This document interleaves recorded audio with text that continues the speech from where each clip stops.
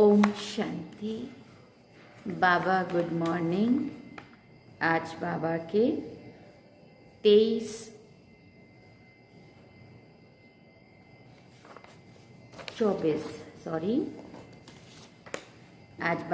24 फरवरी 2023 के महावाक्य हैं। बाबा ने सार में कहा, मीठे बच्चे, अभी ये तुम्हारा अंतिम जन्म है। खेल पूरा होता है, इसलिए पावन बन घर जाना है। फिर सतयुग से हिस्ट्री रिपीट होगी। बाबा ने प्रश्न पूछा, घर बार संभालते हुए कौन सी कमाल तुम बच्चे ही कर सकते हो? तो बाबा ने उत्तर में कहा, घर बार संभालते, पुरानी दुनिया में रहते सभी से ममत्व मिटा देना, देह सहित जो भी पुरानी चीज़ें हैं उन्हें भूल जाना, यह है तुम बच्चों की कमाल। इसे ही सतो प्रधान संन्यास कहा जाता है, जो बाप ही तुम्हें सिखाते हैं। तुम बच्चे इस अंतिम जन्म में पवित्र रहने की प्रतिज्ञा करते हो, फिर 21 जन्म के लिए ये प्रतिज्ञा कायम हो जाती है।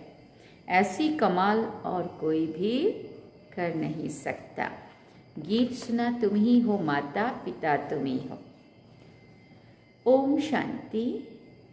बच्चों को ओम शांति का अर्थ बिल्कुल सहज समझाया जाता है। हर एक बात सहज है। सहज राजाई प्राप्त करते हैं। फिर बाबा ने पूछा, कहाँ के लिए? तो सतयुग के लिए। उनको जीवन मुक्ति कहा जाता है। वहाँ रावण के ये भूत होते नहीं हैं। कोई को क्रोध आता है तो कहा जाता है तुम्हारे में ये भूत है। अच्छा, बच्चों को समझाया जाता है, ओम का अर्थ है मैं आत्मा, फिर मेरा शरीर। हर एक के शरीर रूपी रथ में आत्मा रथी बैठी हुई है। आत्मा की ताकत से ये रथ चलता है। आत्मा को ये शरीर घड़ी घड़ी लेना और छोड़ना पड़ता है। ये तो बच्चे जानते हैं। भारत अभी दुख धाम है। आधा कल्प पहले सुख धाम था। ऑलमाइटी गवर्नमेंट थी, क्योंकि ऑलमाइटी अथॉरिटी ने भारत में देवताओं के राज्य की स्थापना की है।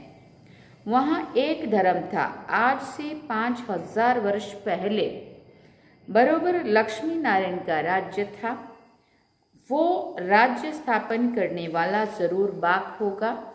बाप से उनको वर्षा मिला हुआ है। उन्हों की आत्मा ने 84 जन्मों का चक्र लगाया है। भारतवासी ही इन वर्णों में आते हैं। अभी है शूद्र वर्ण में। शूद्र वर्ण के बाद सर्वोत्तम ब्राह्मण वर्ण आता है, एकदम ऊंचाई पे। ब्राह्मण वर्ण माना ब्रह्मा के मुख वंशावली हैं। प्रजापिता ब्रह्मा के जरूर एडॉप्टेड बच्चे होंगे। बच्चे जानते हैं कि भारत पूज्य था, अब पुजारी है। बाप सदैव पूज्य है, वो आते हैं जरूर पतितों को पावन बनाने। सतयुग है पावन देवता, सतयुग है पावन दुनिया। सतयुग में पतित पावनी गंगा ये नाम ही नहीं होगा, क्योंकि वो है ही पावन दुनिया। सभी पुण्य आत्माएं हैं, नो पाप आत्मा। कलयुग में फिर नो पुण्य आत्मा।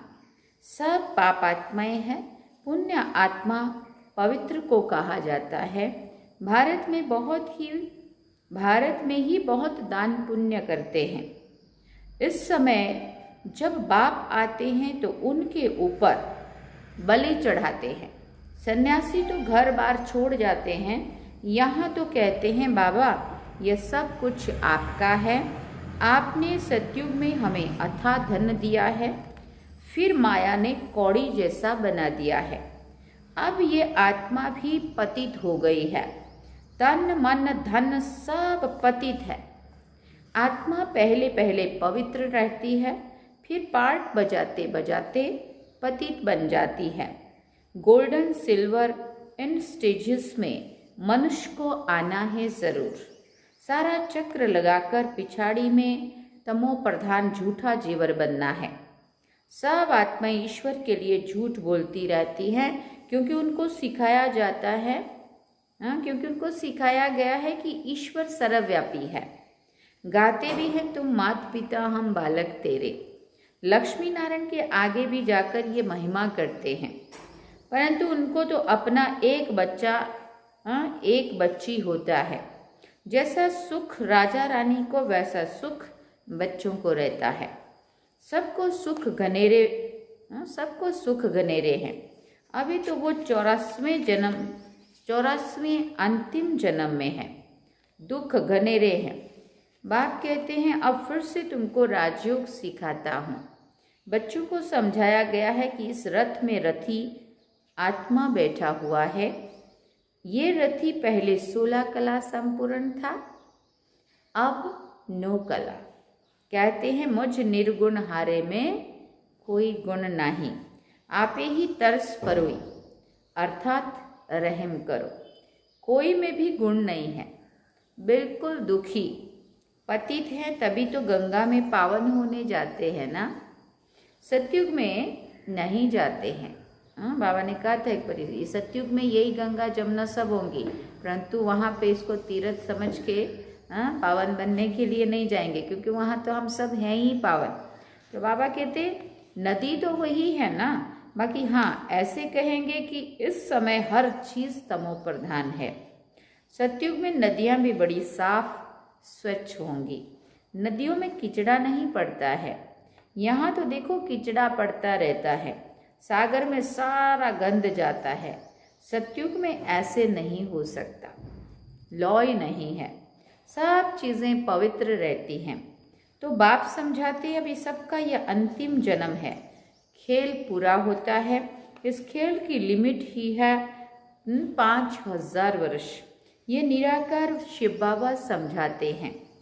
वो है निराकार, सबसे ऊंच परम धाम में रहने वाला। परम धाम से तो हम सब आए हैं।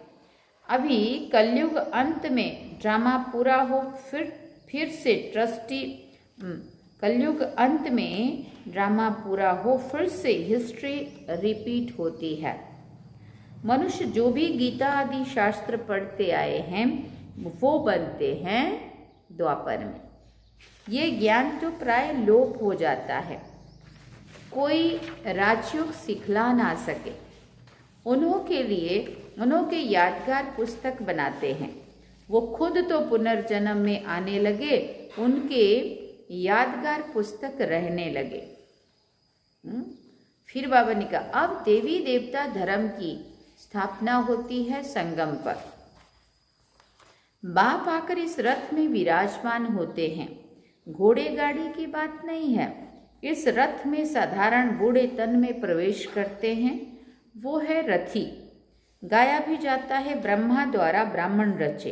अब ये है मुख वंशावली ब्राह्मण। सब बच्चे कहते हैं हम ब्रह्मा मुख वंशावली बीके हैं।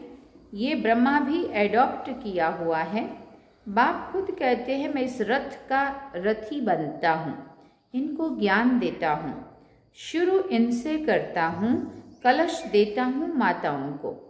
माता तो ये भी ठहरी ना, पहले ये, फिर तुम बनते हो। इनमें भी वो विराजमान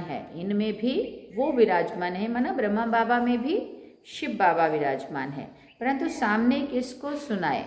फिर आत्माओं से बैठ बात करते हैं। शिव बाबा ब्रह्मा तन में आकर के बाबा हम बच्चों को बैठकर बात करते हैं। और कोई विद्वान आदि नहीं होगा जो ऐसे आत्माओं से बैठकर बात करे कि मैं तुम्हारा बाप हूँ, तुम आत्माएं निराकार हो, मैं भी निराकार हूँ, मैं ज्ञान का सागर स्वर्ग का रचयिता हूँ। देखो शिव बाबा अपना परिचय दे रहे हैं। मैं नरक नहीं रचता हूँ। ये तो रावण माया नरक बनाती है। बाप कहते हैं मैं तो हूँ ही रचयिता, तो ज़रूर स्वर्ग ही बनाऊंगा ना। तुम भारतवासी स्वर्गवासी थे, अब नरकवासी बने हो। नरकवासी बनाया रावण ने, क्योंकि आत्मा रावण की मत पर चलती है। इस समय तुम आत्माएं राम शिव बाबा श्री श्री की श्रीमत पर चलते हो। बाप समझाते हैं आप सबका पार्ट पूरा हुआ है, सब आत्माएं इकट्ठी होंगी, जब सब आ जाएंगे तब फिर जाना शुरू होगा। थोड़ी बहुत जो रही हुई आत्माएं हैं वो भी नीचे मंच पर आएंगी और उसके बाद फिर रिटर्न जर्नी होगी। फिर बाबा कहते फिर विनाश शुरू हो जाएगा। भारत में अब अनेक धर्म हैं, सिर्फ एक आदि सनातन देवी देवता धर्म है नहीं। कोई भी अपने को देवता नहीं कहते हैं। देवताओं की महिमा भी गाई है, सर्वगुण संपन्न, 16 कला संपूर्ण डैश डैश, है ना। सभी फिर अपने को कहेंगे हम नीच हैं, पापी हैं, दास हैं, कपटी हैं, अपने को नीचा दिखाते हैं क्योंकि पता है हम तमो प्रधान आत्माएं हैं और उन्हों का गुण गाते हैं देवताओं का। जो अपने को देवता नहीं कहते हैं, देवताओं की महिमा गाई जाती है, सर्वगुण संपन्न, फिर वो तमो प्रधान पुजारी बन पड़ते हैं। द्वापर से रावण का राज्य शुरू होता है। राम राज्य है ब्रह्मा का दिन और रावण राज्य है ब्रह्मा की रात। अब बाप कब आए? तो जब ब्रह्मा की रात पूरी हो तभी तो आए ना। और इसी ब्रह्मा तन में आए तब तो ब्रह्मा से ब्राह्मण पैदा हो। उन ब्राह्मणों को राजयोग सिखाते हैं। बाप कहते हैं जो भी आकारी व साकारी या निराकारी चित्र हो उनको तुम्हें याद नहीं करना है। तुमको तो लक्ष्य दिया जाता है, मनुष्य तो चित्र देखकर याद करते हैं। बाबा कहते हैं चित्रों को देखना बंद करो। यह है भक्ति मार्ग। अभी तो तुम आत्माओं को वापिस मेरे पास आना है। पापों का बोझा सिर पर बहुत है। ऐसे नहीं कि गर्भ जेल में हर जन्म के पाप खत्म हो जाते हैं। कुछ खत्म हो जाते, कुछ रह जाते हैं, है ना। अब मैं पंडा बनकर आया हूँ। इस समय सब आत्माएं माया की मत पर चलती हैं। परमात्मा सर्वव्यापी कहना ये भी माया की मत है। कभी कहते सर्वव्यापी है, कभी कहते 24 अवतार लेते हैं। बाप कहते हैं मैं सर्वव्यापी कहाँ हूँ? मैं सर्वव्यापी नहीं हूँ। मैं तो हूँ ही पतित पावन स्वर्ग का रचयिता। मेरा धंधा ही है नरक को स्वर्ग बनाना। गांधी जी चाहते थे ना राम राज्य हो। अभी कहते हैं ऑल माइटी राज्य हो, वन रिलीजन हो। स्वर्ग में तो है ही एक धर्म एक राज्य, वहाँ कोई पार्टीशन नहीं था। बाप कहते हैं मैं यूनिवर्स का मालिक नहीं बनता हूँ, तुमको बनाता हूँ। फिर रावण आकर तुमसे राज्य छीनते हैं। अभी है सब तमो प्रधान पत्थर बुद्धि। सतयुग में है पारस बुद्धि। ये बाप समझाते हैं, रथी बैठे हैं। आत्मा ही बात करती है तो इनकी आत्मा भी सुनती है। कहते हैं बच्चे कोई भी चित्र को नहीं देखो, माम एकम याद करो, बुद्धि योग ऊपर लटकाओ। जहाँ जाना है उनको ही याद करना है। एक बाप बस, दूसरा ना कोई। वही सच्चा पातशाह है, सच सुनाने वाला। तो तुम्हें कोई भी चित्रों का सिमरन नहीं करना है। ये शिव बाबा का जो चित्र है उनका भी ध्यान नहीं करना है, क्योंकि शिव तो ऐसा है नहीं। जैसे हम आत्मा है वैसे वो भी परमात्मा है। जैसे आत्मा भ्रिकुटी के बीच में रहती है वैसे बाबा भी कहते हैं थोड़ी जगह आत्मा की बाजू में लेकर मैं भी बैठ जाता हूँ। रथी बनकर इनको बैठकर ज्ञान सुनाता हूँ। इनकी आत्मा में ज्ञान नहीं था, पतित थी। कौन कहता है? शिव बाबा कह रहे हैं ब्रह्मा बाबा के लिए। जैसे इनकी आत्मा रथी बोलती है शरीर से, वैसे मैं भी इन ऑर्गन से बोलता हूँ। नहीं तो मैं कैसे समझाऊं? ब्राह्मण रचने के लिए जरूर ब्रह्मा तो चाहिए ना।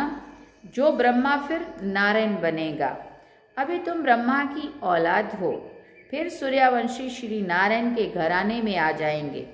बच्चों को समझाया है ये शास्त्र आदि सब भक्ति मार्ग के हैं, फिर भी यही बनेंगे जो पढ़ते पढ़ते तमो प्रधान बन जाते हैं। सतयुग से त्रेता हुआ, त्रेता से द्वापर, द्वापर से कलयुग हुआ। पतित बने तब तो पतित पावन आकर पावन बनाएंगे ना। शास्त्र किसको पावन बना ना सके। अभी तो बिल्कुल ही कंगाल बन पड़े हैं, लड़ते झगड़ते रहते हैं। बंदर से भी बदतर है। बंदर में 5 विकार बहुत कड़े होते हैं। देह अहंकार भी बंदर जैसा और कोई में होता नहीं है।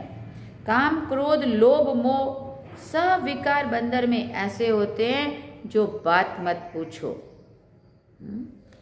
बच्चा मरेगा तो उनकी हड्डियों को भी नहीं छोड़ेंगे, इतना मोह। मनुष्य भी आजकल ऐसे है। बच्चा मरा तो 6 मास 8 मास रोते रहेंगे। मनुष्य सतयुग में तो अकाले मृत्यु होता नहीं है, ना कोई रोते पीटते हैं, वहाँ कोई शैतान होते नहीं हैं। बाप इस समय बच्चों से बात कर रहे हैं, भले घर भी संभालो।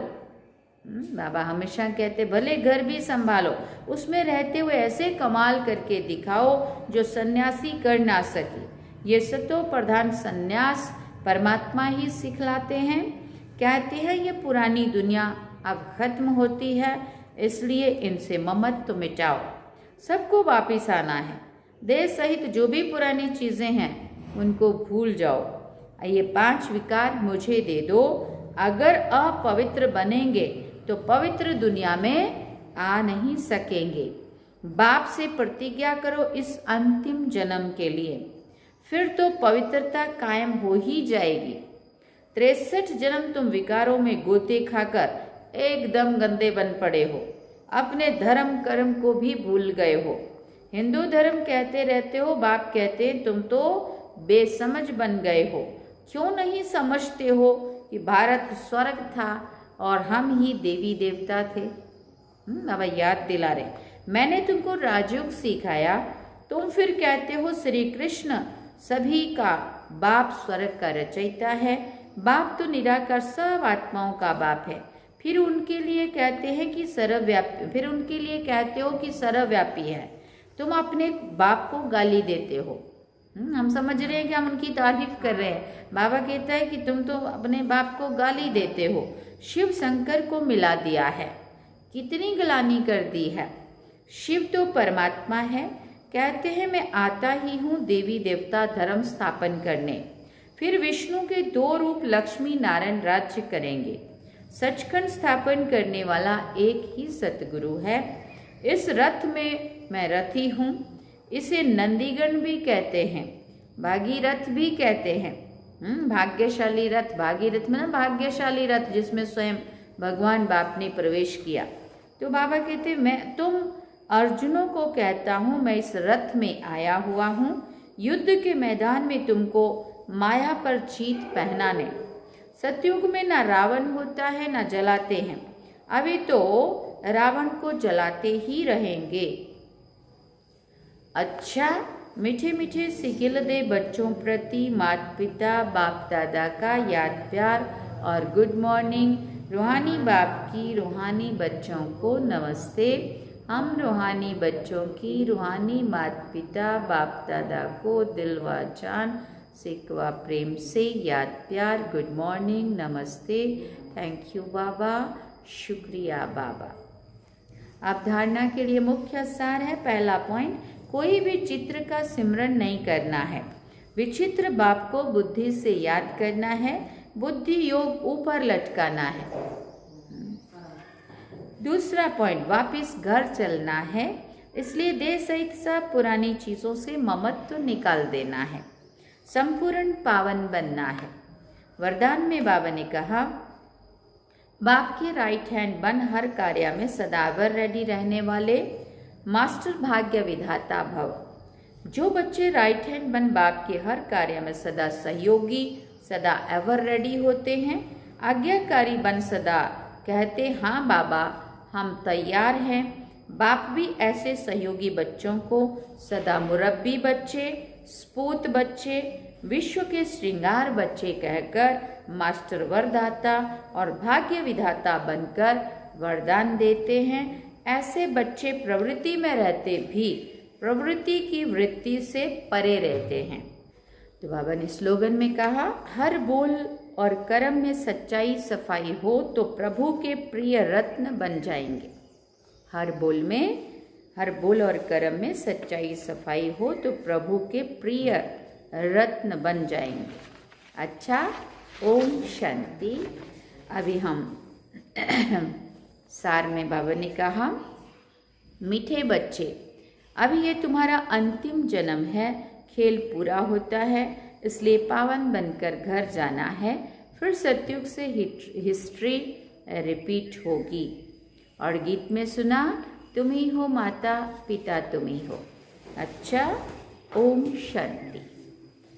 ये थे आज के बाबा के महावाक्य जो हम सब ने सुने। और आपने कल भी भानु भाई के द्वारा मुरली सुनी। उसके पहले दिन जिस दिन प्रोग्राम था उस दिन आपने सरिता बहन के द्वारा मुरली सुनी, क्योंकि हम थोड़ा बिजी थे और ये लोग जब यहाँ आए थे तो हमारा भी फर्ज बनता है मुरली वो सुनाएं, इसलिए उनके द्वारा सुनी। और आज हम फिर से उसी रूटीन में आ गए हैं और बहुत ही अच्छा सा कार्यक्रम हो गया है, जो सभी को यहाँ छोटा उदयपुर के भाई बहन भी और भी बाहर से भी आए थे, और माउंट आबू से भी आए थे, बड़ौदा से भी आए थे।